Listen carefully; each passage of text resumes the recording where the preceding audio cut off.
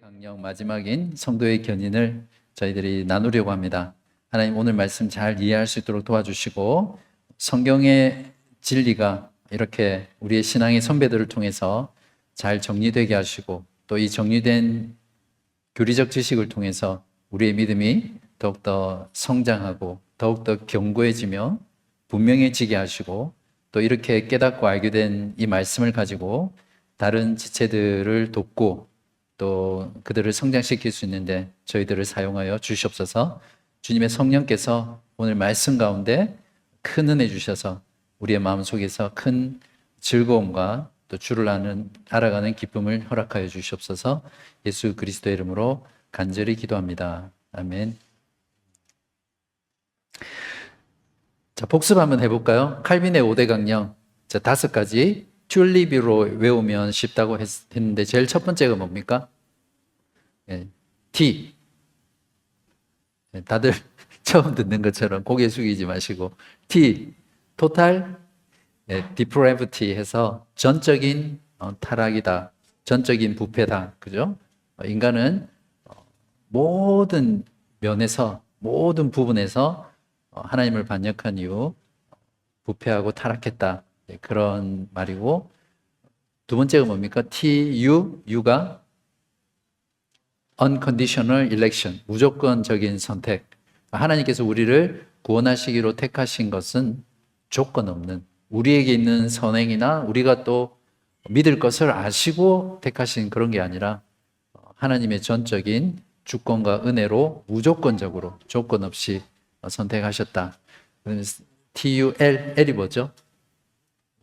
Limited Atonement, 그러니까 제한 속죄라고 하는데 오해를 불러일으킬 수 있기 때문에 좀 더 다른 말로 특별 구속이다, 특별 은혜다, 특별 구속이다 또는 한정 구속이다, 이렇게 표현을 해요.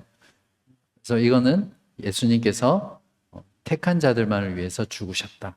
그래서 그 택한 자는 반드시 모두 다 구원한다, 이런 교리였고, 그 다음에 뭐죠? I가 irresistible grace, 그러니까 저항할 수 없는 은혜. 이 말은 하나님이 막 우리를 로봇처럼 막 가기 싫은데 억지로 끌고 가서 은혜를 주시는 게 아니라 효력 있는 은혜라는 거죠. 하나님의 말씀을 들은 자가 내적으로 성령께서 그 말씀을 조명해 주고 깨닫게 하시고 부르시면 그 하나님의 음성에 반응하는 거죠. 그래서 그렇게 효력 있는 은혜라는 거예요. 그래서 하나님께서 부르신 자는 반드시 구원으로 이끄신다. 그런 게 저항할 수 없는 은혜. 오늘이 마지막이에요. 5가지에서. 오늘은 뭐냐면 P니까 Perseverance of Saints라고 해서, 한국말은 견인이라고 이렇게 번역했지만 영어 번역에서 그대로 번역하면 성도의 인내, 그죠? 그러니까 성도의 인내하면 성도가 인내하는 거잖아요. 근데 이 교리도 결국에는 성도가 끝까지 최종 구원에 이르기까지 믿음에 인내할 수 있도록 하나님께서 견인해 가신다, 이끌어 가신다, 이런 의미로 생각하시면 됩니다. 그래서 TULIP, 그러니까 튤립, 은혜의 교리다.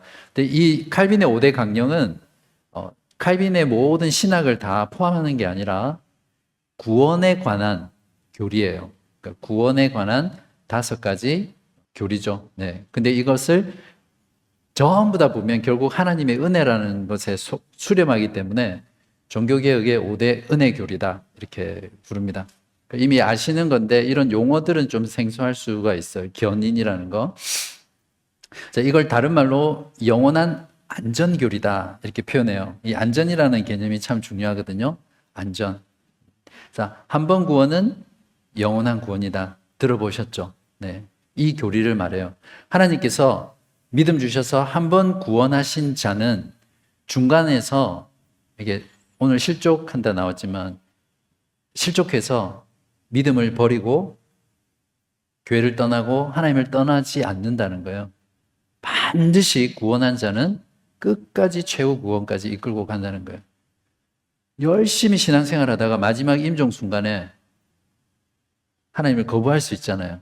나 그런 사람 모른다, 나는 그냥 믿었다, 이렇게 고백할 수도 있고, 또 우리 주변에 보면 한때 열심히 신앙생활 하다가 심지어는 찬양 인도, 찬양 리더, 또 주로 청년부 회장들이 많더라고요. 한때 청년부 회장 하는데 교회 안 나가는 사람들 많아요. 예, 이미 제가 알고 있는 사람만도 여러 명 있는 것 같아요. 교회에서 리더도 하고 했는데 나중에 만나보면 전혀 신앙과는 무관하게 사람들 많죠. 그러면 그 사람들을 어떻게 설명할 거냐는 거죠. 그래서 이 교리에 의하면 하나님께서 효력 있게 부르신 사람은 그렇게 실족해서 떨어지지 않는다는 거예요. 끝까지 하나님께서 구원하신다. 그런 교리라고 이해하시면 돼요. 성도의 견인. 여기 보면 루이스 벌코프라는 유명한 조직 신학자인데 이제 그 책에 보면 견인 교리에 대해서 이렇게 표현하고 있어요. 예수 그리스도를 믿게 된 이들은 즉 하나님께서 중생시키시며 은혜의 신분으로 유효하게 부르신 사람들, 즉 계속 말했지만 누군가 예수 그리스도를 믿게 된 데는 단순히 그냥 믿음 그 자체만이 아니라 그 믿음을 가지고 회개하고 믿을 수 있도록 하는 하나님의 영원 전부터의 택함, 예정, 예지 그런 것들이 계속 있어 온다는 거죠. 그래서 그걸 다른 말로 표현해서 중생시키시며 은혜의 신분으로 유효하게 부르신 사람들이 그 신분에서 완전히 혹은 궁극적으로 타락하지 않고 완전히 혹은 궁극적으로 타락하지 않고 은혜의 신분에서 끝까지 견디어내어 영원히 구원을 받게 될 것이라는 교리다. 이건 조금 이렇게 가외적인 말인데 여러분이 지금까지 이 교리 공부를 쭉 하면서 여러 가지 단어들 이런 것들을 들으면서 했을 때 금방 나와 있는 이런 문장들을 딱 읽으면 이제는 머리에 싹 들어오시죠. 그죠? 여기서 유효하게 부르신 사람들, 이 말은 효력 있는 부르심. 그래서 교리 공부가 중요한 거예요. 이런 공부를 하면 어떤 그런 좋은 신앙서적, 경건서적, 또 이런 신학책들을 읽을 때 이것이 잘 이해되거든요. 그리고 견인 교리는 앞에 네 가지 모든 교리 안에 다 이렇게 조금 어려운 말로 내포되어 있어요. 그냥 다 포함되어 있어요. 그냥 이 교리만 따로 분리되어 있는 것이 아니라. 그래서 처음에도 말씀드렸지만 견인하는 주체는 인간이 아니라 하나님이다. 이렇게 이해를 하시면 됩니다. 도르토 신조에 이 견인 교리가 나와 있는데 이렇게 적혀 있습니다. 하지만 풍성한 자비를 지닌 하나님은 선택이라는 불변의 목적에 따라 중죄, 그러니까 무거운 죄죠. 중죄에 있어서도 자신의 백성에게서 성령을 거두지 않으시며 양자됨의 은혜를 상실하고 칭의의 신분을 상실하며 죽음에 이르는 죄 혹은 성령을 거역하는 죄를 범하도록 방임하시지 않으신다는 겁니다. 또 하나님은 이들이 완전히 유기되거나 영원한 파멸에 빠지도록 허용하지 않으신다. 여러분, 이 성도의 견인 교리를 믿고 계세요? 믿고 계시면 이 도르트 신조에서 말한 대로 우리가 어떤 환난, 또 어떤 시험, 어떤 유혹, 또 어떤 삶의 여정 속에서도 하나님께서 우리를 영원히 타락하도록 또 실족하도록 유기되도록 파멸되도록 허용하지 않으신다는 거예요. 얼마나 어떤 그 하나님에 대한 그 확신이 강하게 들겠습니까? 자, 이 성도의 교리는 로마 가톨릭, 루터파, 알미니우스자들, 웨슬리적 알미니우스자들, 특히 감리교 같은 경우는 이 웨슬리적 알미니안들이 많죠. 구세군도 마찬가지고 또 제임스 보이스 목사님이 지적하신 대로 오늘날 복음주의 교회의 대부분이 이 알미니우스주의거든요. 그래서 네. 이 성도의 오늘 촬영하신 분들이 한 번 구원은 영원한 구원이다 아니라고 생각합니다.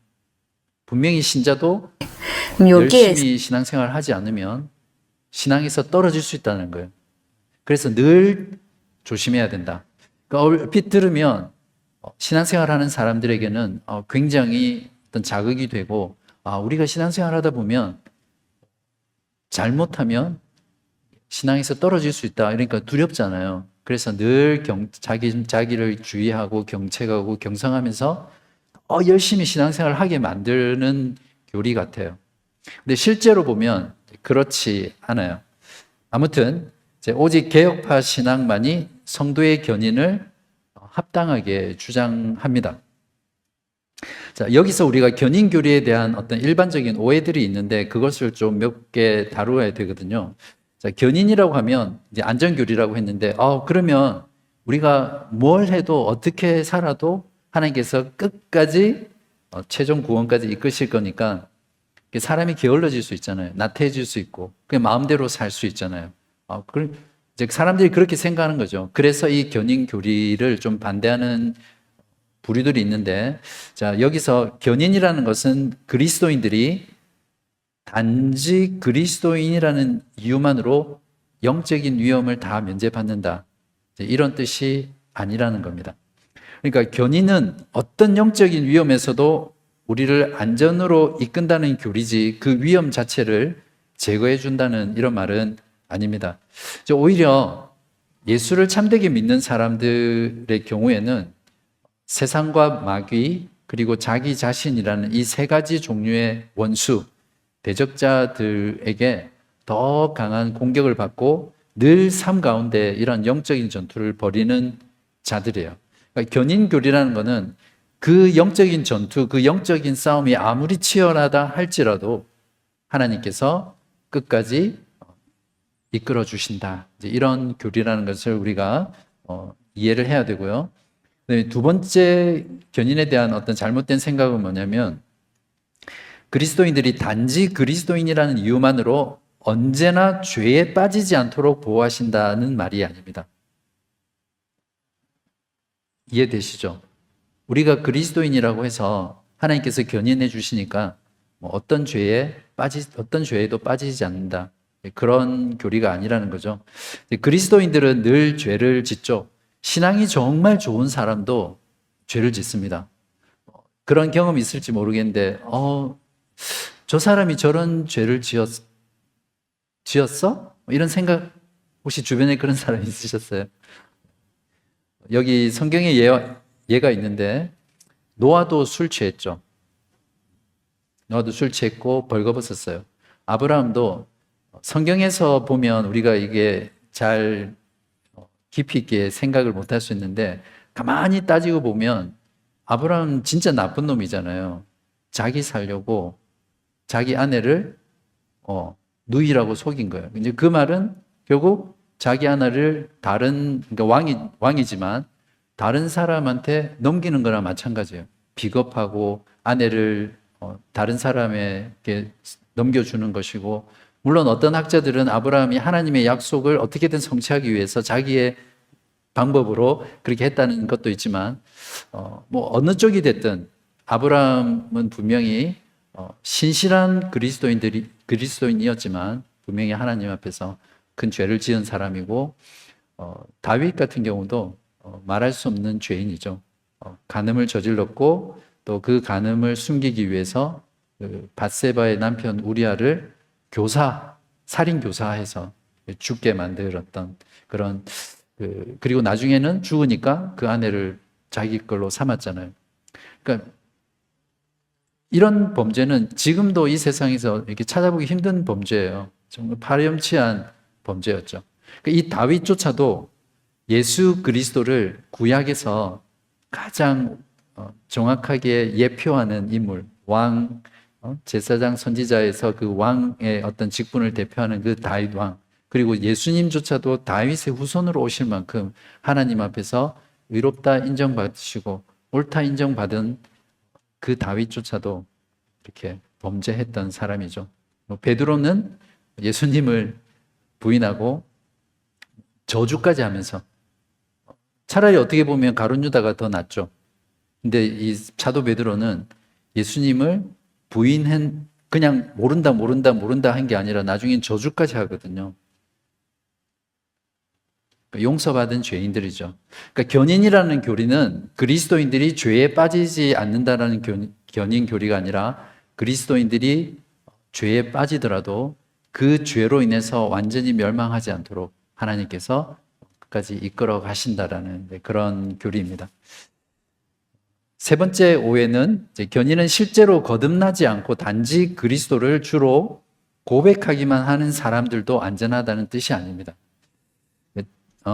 참된 믿음으로 실제로 거듭나지 않은 사람들은 중도에 떨어져 나가게 되겠죠. 아까 처음에 제가 말씀드린 대로 우리와 같이 신앙생활 잘 하다가 결국에는 하나님을 떠나고 교회를 떠나고 신앙을 버린 그런 사람들은 이 교리에 의하면 또 궁극적으로 그 사람은 원래부터 참된 믿음으로 실제로 거듭나지 않았던 사람들이에요. 입술로 아무리 주여 주여 주여 고백했다 하더라도 그 사람은 정말로 하나님께서 효력 있게 부르신 사람이 아니라는 거예요. 그러니까 하나님의 이 견인이라는 것은 실제로 거듭나지 않은 사람, 겉으로 주여 주여 외치고 심지어는 교회의 정회원이 되기까지 한 사람이라 하더라도 그런 자들을 끝까지 견인해 간다는 게 아니라는 겁니다. 이 시대, 지금 시대의 기독교 현실이 그렇죠. 수많은 사람들이 나는 그리스도인이다. 입술로 고백하고 외치지만 참된 믿음에 대한 지식이 결여되어 있고 특히 이 부분이 정말 그래요. 칼빈이 기독교 강요에서 믿음이란 걸 정의할 때 지식이라고 했거든요. 이 지식, 확고한 지식과 그다음에 이 지식을 믿는 굳건한 신뢰, 이 두 가지가 믿음이라는 거예요. 근데 오늘날 기독교는 이 믿음의 지식이 없어요. 믿음의 내용이 없어요. 믿음의 내용이 없는데 뭔가를 신뢰한다는 것 자체가 참된 믿음이 될 수 없죠. 그러니까 믿음이라는 그 자체 안에는 이 믿음에 대한 지식이 반드시 포함되어 있는 거죠. 이런 참된 믿음에 대한 지식이 없는데 나는 그리스도인이다. 나는 주님을 나의 구주로 영접했다. 이런 식으로 말을 하는 거예요. 믿음 없이. 그리고 진정한 그리스도인의 어떤 경험이라든지 또 그 성품들이 실제로 결여된 그런 시대죠. 그런 사람이 믿다가 믿지 않으면 하나님께서 봐라. 한 번 구원은 영원한 구원이 아니다.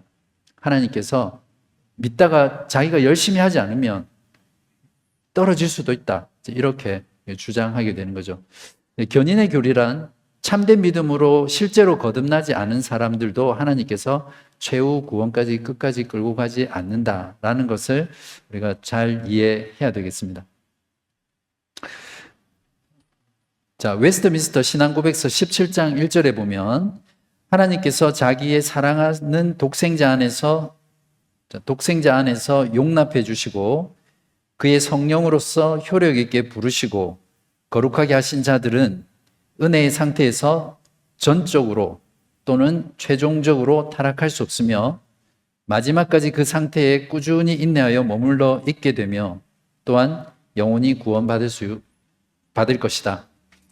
믿는 사람도 일시적으로는 실족해서 넘어져서 떠날 수 있어요. 일시적으로 교회를 떠날 수 있고 하나님을 떠날 수 있지만 하나님께서 정말로 구원하신 자, 그 자는 결국에는 하나님께서 그 자를 영원토록 그대로 내버려 두시지 않고 반드시 이끌어 가신다는 그것이 견인의 교리입니다.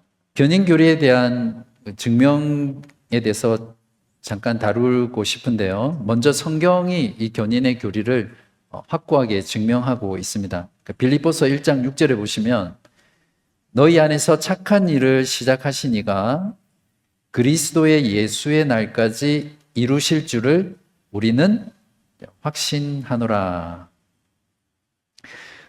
여러분 혹시 그런 말 들어본지 모르겠지만 사람은 나만 따라와 내가 책임질게 그렇게 하고 막 이렇게 큰 소리 치잖아요. 근데 사람한테는 그럴 능력이 없을 수도 있고 또 마음이 변해서 끝까지 어떤 사람을 책임지지 않을 때가 많죠. 근데 하나님께서는 내가 너를 책임질게 이렇게 말한 사람은 그렇게 책임질 수 있는 능력도 있으시고 그 마음 자체도 하나님은 변하시지 않기 때문에 우리를 끝까지 최후 구원까지 인도하실 수 있다는 거죠. 그러니까 견인의 주체가 인간이 아니라 하나님이시기 때문에 이 견인의 교리는 확실합니다. 자, 요한복음 10장 27절에서 30절에 보면 내 양은 내 음성을 들으며 나는 그들을 알며 그들은 나를 따르니라. 그러니까 요한복음을 보면 우리가 지금까지 했던 5가지 은혜의 교훈. 안녕하세요, 변절입니다. 오랜만에 다빈치 리조드가 아닌 영상을 업데이트하네요. 보시더라도 영상 작업이나 방송을 하는 분들 중에서 모니터를 2개 쓰는 듀얼 모니터 작업을 성령의 효력 녹화할 있는 모니터를 반응한다는 필요한 것은 복음을 전한다는 오병 거는 출력 해상도 캔버스 크기 그 영혼에게 하시는 얘야 넣어서 이렇게 불렀을 때 디스플레이 그리스도의 다른 양, 하나는 내 양은 내 디스플레이 음성을 2를 듣는다고 했잖아요. 그 양은 반드시 그 예수님의 음성을 상황에 들어요. 따라서는 그러니까 복음을 듣고 OBS 스튜디오를 성령께서 접어놓고 그 효력 있는 방송이나 부르심을 녹화를 하시는 게 부르시기 좋겠죠. 때문에 복음에 반응하는 거예요. 맞습니다. 왜 똑같은 복음을 감사합니다. 듣는데 어떤 좋은 하루 사람은 보내세요. 믿고 회개로 벤전이었습니다. 나오고 어떤 사람은 거부하고 거절하는 그 반응의 차이가 바로 여기에 있는 거죠. 그들은 그리스도의 양이 아니기 때문이죠. 그러니까 그리스도의 음성을 듣지 못하는 겁니다. 28절에도 보시면 내가 그들에게 영생을 주노니 영원히 멸망하지 아니할 것이요 또 그들을 내 손에서 빼앗을 자가 없느니라. 여기서 예수님은 성도의 견인을 분명하게 약속하고 계시죠. 3가지로 말씀하시는데 예수 그리스도가 어떤 약속을 주십니까? 영생을 주신다고 약속하시고 있고, 2번째는 우리를 절대 멸망하지 않게 하신다. 그리고 3번째는 이 2가지로도 우리가 확신을 못할 것 같았는지 3번째까지도 주시는 거예요. 예수 그리스도가 우리를 절대 빼앗기지 않도록 하신다는 거예요.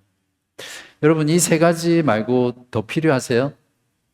여러분의 그 견인에 대한 확신을 얻기 위해서 이 3가지보다 더 필요하신 분 있으세요? 29절에 보면 그들을 주신 내 아버지는, 그러니까 하나님 아버지께서 성자 하나님께 하나님의 택한 백성들을 주셨다는 겁니다. 그러니까 아무도 아버지 손에서 빼앗을 수 없느니라. 나와 아버지는 하나다. 이렇게 말씀합니다. 그러니까 하나님 아버지와 성부 하나님과 하나님의 아들 성자 하나님이 동시에 우리를 붙들고 계시는 이중 안전장치예요. 록을 하고 또 한 번 더 록을 한 거예요. 그러니까 성부와 성자가 우리를 이렇게 붙들고 계시는데 우리가 믿다가 영원히 멸망하거나 떨어지거나 그래서 최종 구원의 목적지까지 영화의 단계까지 가지 못할 이유가 없겠죠. 자, 로마서 8장 35절에서 39절에는 35절에 보면 누가 우리를 그리스도의 사랑에서 끊으리요 하면서 한번 쭉 들어보세요. 환난이나 공고나 박해나 기근이나 적신이나 위험이나 칼이랴 기록된 바 우리가 종일 주를 위하여 죽임을 당하게 되며 도살당할 양같이 여김을 받았나이다 함과 같으니라. 그러나 이 모든 일에 우리를 사랑하시는 이로 말미암아 우리가 넉넉히 이기느니라. 내가 확신하노니. 계속해서 성경 구절을 보면 확신이라는 단어가 계속 나와요.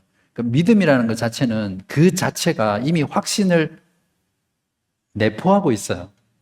믿는데 믿음이 없어서 막 늘 의심과 회의 가운데 있는 것이 아니에요.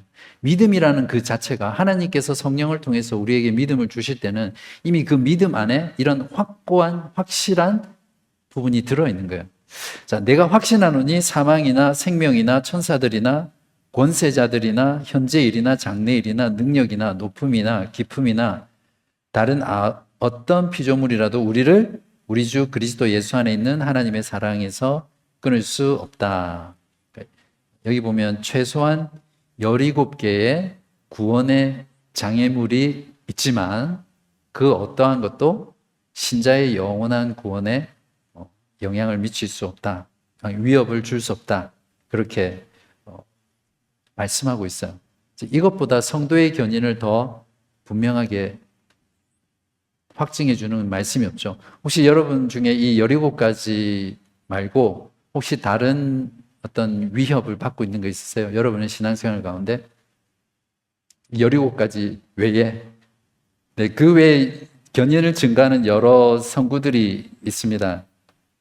이거 말고도 베드로전서 5장 10절 하나만 더 볼게요. 보시면 모든 은혜의 하나님 곧 그리스도 안에서 너희를 부르사 자기의 영원한 영광에 들어가게 하시니가 잠깐 고난을 당한 너희를 친히 온전하게 하시며 굳건하게 하시며 강하게 하시며 털을 견고하게 하시리라. 여기에도 사중장치예요. 베드로전서 5장은 편지의 마지막 부분이거든요. 그래서 마지막 부분은 보통 어떤 희망하노라, 또 원하노라 이런 바램들, 소망들로 끝을 맺는 게 일반적인 형식이잖아요. 근데 여기에서 쓰여진 이 표현들은 헬라어 원어로 미래 직설법이라고 표현하는데 약속으로 끝을 맺고 있어요. 그러니까 여기 나오는 5장 10절에 나오는 이 견인에 대한 이 모든 말씀이 어떤 베드로의 기도, 하나의 기도, 희망, 소망이 아니라 약속으로 주어져 있다는 겁니다. 그래서 실제로 이 베드로 전후서가 쓴 목적도 그 수신자들이 굉장한 그 핍박과 신앙으로 인해서 고난 가운데 처해 있던 성도들이었거든요. 이제 그들에게 너희들이 비록 이런 고통 가운데 있다 할지라도 하나님께서는 너희들을 반드시 안전하게 끝까지 구원할 것이라는 약속과 격려를 하고 있는 말씀입니다. 그리고 나머지 부분은 추론적으로 성도의 견인 교리를 증명할 수 있습니다. 첫 번째 부분은 선택의 교리로부터 추론하는 거죠. 그러니까 당연히 하나님의 선택은 그냥 그냥 선택만 하고 끝이 아니라 구원으로의 선택이기 때문에 선택하시고 마지막 최종 구원까지 끌고 가지 못할 구원이 아니라는 거예요. 그러니까 벌써 하나님의 그 선택이라는 말씀 속에 이 성도의 견인이라는 것이 포함되어 있다, 내포되어 있다 이렇게 표현할 수 있죠. 그리고 구속의 언약 교리로부터도 이 성도의 견인 교리를 추론한다는 것은 끌어올 수 있다 이런 말이죠. 구속의 언약이라는 게 뭐예요? 예수 그리스도께서 나를 위해서 십자가에 피 흘려 죽으신 그 피로 말미암아 하나님은 나의 하나님이 되시고 나는 그분의 백성이 된다라는 이 언약, 이 약속은 결코 깨어지지 않겠죠. 하나님께서 한번 언약을 맺어놓고 그 다음에 내 하는 거 보고 우리가 하는 거 보고 언약을 파기시키는 분이 아니잖아요. 그러니까 예수 그리스도의 피로 말미암아 하나님과 하나님의 백성 사이에 맺어진 이 언약은 영원토록 깨어질 수 없는 거죠. 이 구속의 언약에서도 벌써 성도의 견인이라는 교리가 나올 수 있고요. 세 번째, 그리스도의 공로와 중보기도의 효력으로부터도 추론할 수 있습니다. 제가 굉장히 빨리 진행하고 있지만 그리스도의 공로가 뭡니까? 그리스도의 공로가 뭐예요? 우리 찬송할 때도 그리스도의 공로에 의지해서 주께 나아갑니다. 그분의 공로에 의지해서 내 죄 사하여 주십시오. 이렇게 찬송하잖아요. 그 공로가 뭐예요? 그리스도께서 나의 죄값을 대신 치르신 거잖아요. 주님께서 나의 과거, 현재, 미래 모든 죄까지도 다 죄값을 치렀어요. 내 대신 내가 치러야 될, 내가 치를 수 없는 그 죄값을 형벌을 당하셨단 말이에요. 근데 그 공로가 무효화될 수 없잖아요. 만약에 예수님께서 다 치르셨는데 내가 다시 실족하고 넘어지고 멸망한다면 예수님께서 치르신 그 죄값은 뭐예요? 반대로 10년 형을 살고 다 나왔는데 너는 죄값을 치르지 않았어. 다시 들어가. 이렇게 할 수 없잖아요. 그리스도께서 그분의 공로로 다 이루어 놓으시고 치르신 그 공로 때문에 우리는 반드시 최종 구원까지 이끌어진다. 이렇게 할 수 있고요. 그다음에 예수님께서는 전에도 한번 말씀드렸던 것 같은데 부활하시고 승천하셔서 지금 어디에 계십니까? 부활하신 그 인성을 입고 어디에 계세요? 하나님 우편에 계시죠. 하나님 우편이라는 것은 어떤 물리적인 우편이라기보다 어떤 그 하나님의 그 초월적인 공간에서 어떤 권위적인 부분, 그런 부분에서 하나님 우편에 계시다 이렇게 이해를 하시면 되는데 그 우편에서 하나님 그리스도께서는 자신이 완성하신 그 구속의 사역을 근거로 십자가의 죽으심과 부활의 사역을 근거로 성부 하나님께 우리의 죄를 용서해달라고 계속해서 간구하시는 분이시잖아요. 중보기도 하시는 분이시잖아요. 그래서 이 땅 가운데 모든 인간 존재 가운데 유일한 중보자는 그리스도밖에 없어요. 그래서 인간이 중보기도 한다 이런 표현 잘못된 거예요.